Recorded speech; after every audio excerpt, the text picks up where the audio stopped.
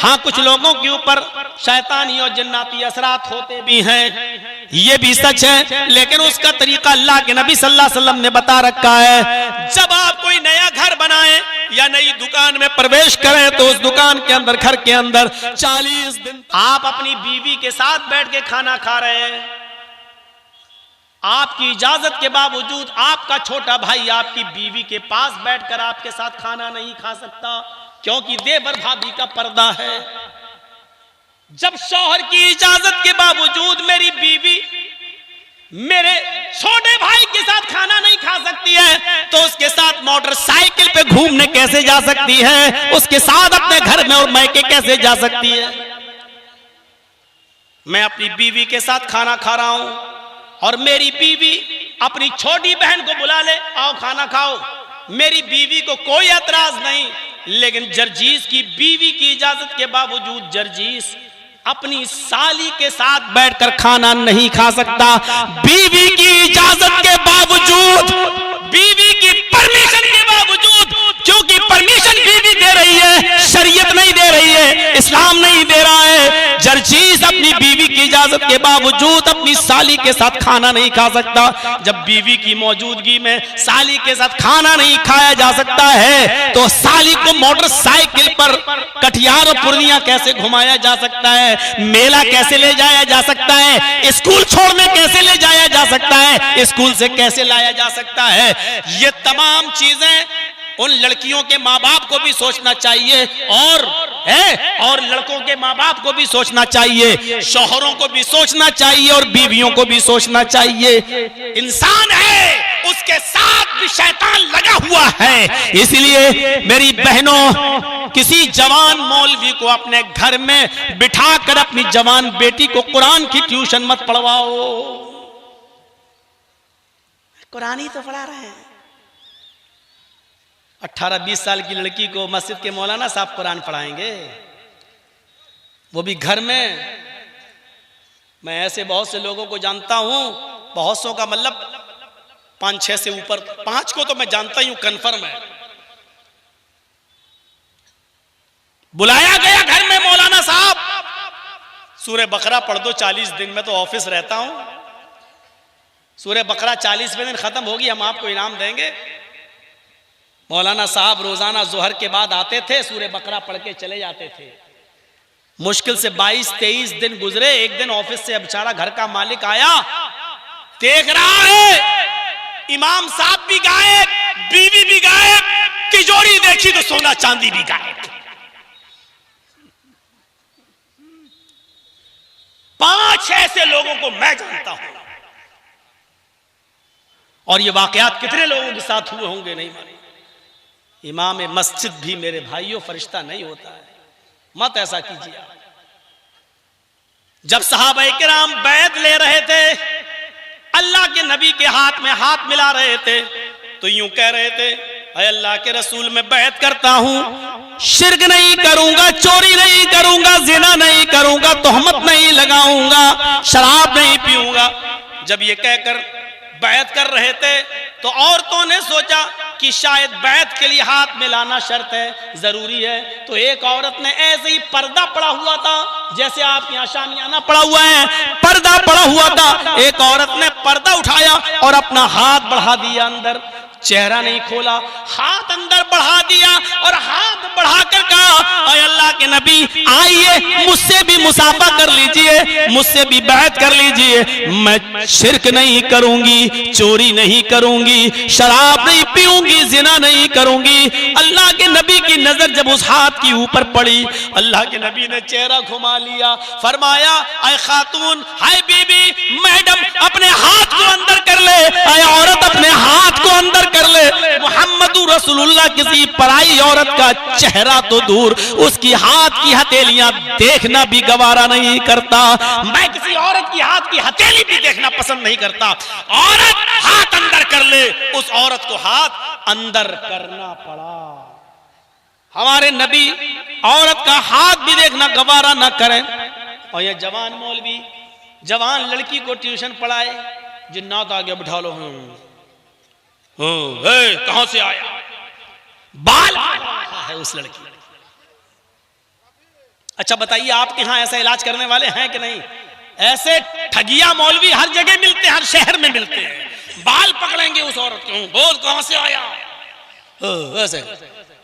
और अक्सर मैं आपको बता दूं, इसमें नौटंकी बहुत होती है, आता वाता कुछ नहीं है, ड्रामेबाजी बहुत होती है। मुझे मालूम है, भोपाल में एक मर्तबा कोई आदमी मुझे ले गया अपने घर। मैंने कहा भैया मुझे सब कुछ आता नहीं है। अरे मौलाना जरा देख तो लो, आप हो सकता है कि आप देख के अंदाजा लगा। 6 साल से मैं परेशान हूं अपनी बेटी के लिए। जब वो नहीं माना तो जलसे की कमेटी वाले कहते मौलाना चले जाओ, बहुत जिद्दी आदमी है। अरे देख लो, कह देना कि किसी और दिखाओ। जब मैं उसके घर गया तो ऐसे ऐसे बैठी थी वो।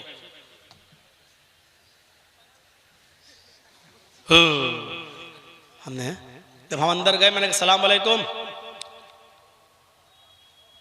बड़े बड़े लोग नहीं कर पाए, तू कल का लौंडा।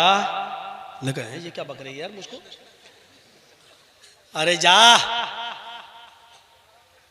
कहने लगा मौलाना साहब 6 साल से परेशान हूं, बहुत परेशान करते हैं इसको, पता नहीं कौन है इसके ऊपर।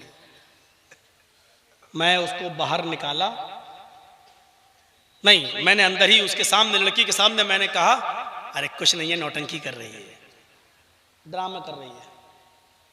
कह रहा क्या बात कर रहे हो मौलाना, 6 साल से मैं परेशान हूं, लाखों रुपया मेरा मिट गया। मैंने कहा तुम खुद पागल हो तो मैं क्या करूं, चलो। मैं बाहर आ गया दरवाजे से, वो पीछे आ गया। कहने लगा मौलाना आपको नौटंकी दिखती है। मैंने कहा नहीं नौटंकी नहीं दिख रही है, लेकिन मैंने उसके सामने बोल दिया। क्यों? हमने कहा मुझे तो अभी भी नौटंकी लग रही है, देखो मैं कुछ कर नहीं रहा हूं, इलाज तो मेरे पास नहीं है इसका, साफ सी बात है। क्यों? मैंने कहा देखिए मुझे लग ही नहीं रहा है। तो कहा फिर? मैंने कहा अच्छा एक तरीका मैं अपनाता हूं, सिर्फ अपनाऊंगा, तुम थोड़ा मजबूत रहिएगा। उसने कहा ठीक है। मैं अंदर गया और उसी लड़की के सामने एक कढ़ाई में सरसों का तेल डाला 1 लीटर और गैस के सिलेंडर पर रख दिया। हमने कहा इसको पकने दो। जब वो खौलने लगा, उबलने लगा, तब मैंने उससे कहा कि अब इस तेल को उतारो। और लड़की का भाई कहाँ है? कहा जी। बाप कहाँ है? जी। मैंने कहा लड़की के हाथ पैर पकड़ो तो कस के। बोले कि क्या करोगे? मैंने कहा तुम हाथ पैर पकड़ो बस। माँ बाप ने उसके हाथ पैर पकड़ लिए कस के। मैंने उसके भाई से कहा इसका चेहरा इधर करो, ऐसे कर लिया। हमने कहा कान ऐसे करो, उसने कान ऐसे कर लिया। मैंने वो तेल कटोरी में लिया खोलता हुआ। कह लगे क्या करोगे? मैंने कहा कुछ नहीं, बहुत बड़ा शैतान इसके अंदर घुसा हुआ है और वो कान के रास्ते से ही बाहर निकलेगा, इसलिए खोलता हुआ तेल इसके कान में डालना जरूरी है। और जो मैं आगे बढ़ा, उसके करीब बैठा, उसने झटकते हुए कहा मुझे कुछ नहीं हुआ, मैं ड्रामा कर रहा हूं, मुझे कुछ नहीं हुआ, मुझे छोड़ो। ए मौलवी मेरा कान खराब करेगा, पागल है, मेरे कान के पर्दे पर बात करने आ गया। मैंने कहा सच बता। कहने लगी मुझे कुछ नहीं हुआ 6 साल से। मैं बाहर आया, मैंने कहा अकेले में पूछना, तुम्हारी बेटी किसी ऐसे लड़के से प्यार कर रही है जिसको तुम पसंद नहीं करते हो, अब पता लगाना।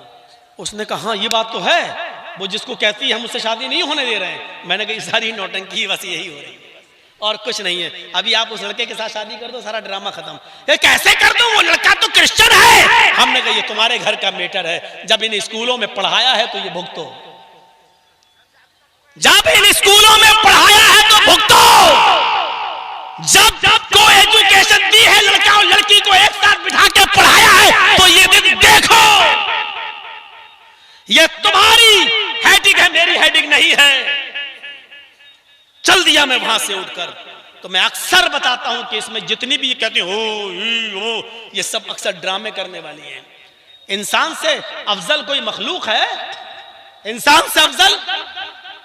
और ये बेवकूफ जो बनाते हैं ओ जन्नत को हाजिर कर रहे हैं, हाजिर कर देते हैं। बताओ मेरे भाइयों, मैं ये नहीं कहता हूं कि सब ऐसे हैं। हाँ कुछ लोगों के ऊपर शैतानी और जन्नती असरात होते भी हैं, ये भी सच है, लेकिन उसका तरीका अल्लाह के नबी सल्लल्लाहु अलैहि वसल्लम ने बता रखा है। जब आप कोई नया घर बनाएं या नई दुकान में प्रवेश करें तो उस दुकान के अंदर, घर के अंदर 40 दिन तक सूरह बकरा की तिलावत होनी चाहिए।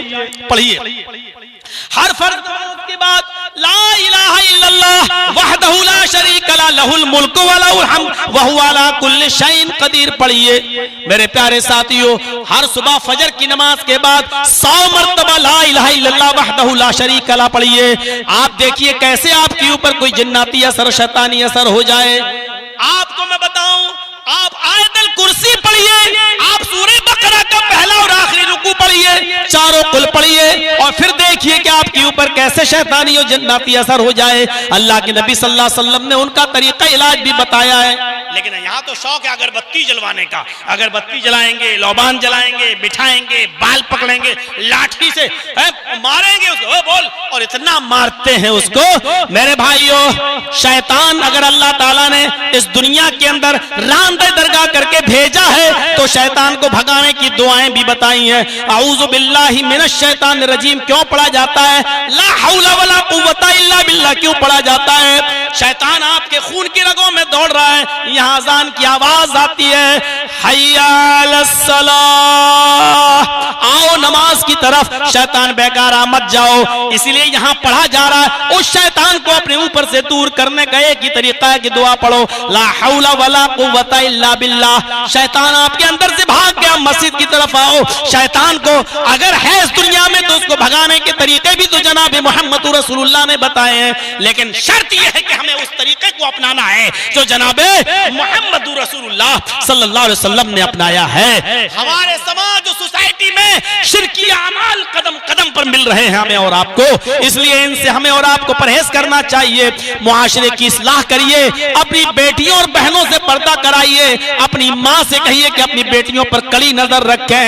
एक भाई होने के नाते आप भी अपनी बहन पर नजर रखें, एक बाप होने की हैसियत से आप भी अपनी बेटी के ऊपर नजर रखें। तो मैं फिर मैं वहां आता हूं मेरे भाइयों कि जिस तरीके से तौहीद हर मजहब के अंदर है, उसी तरीके से मोहम्मद रसूलुल्लाह का नाम भी दुनिया के हर मजहब के अंदर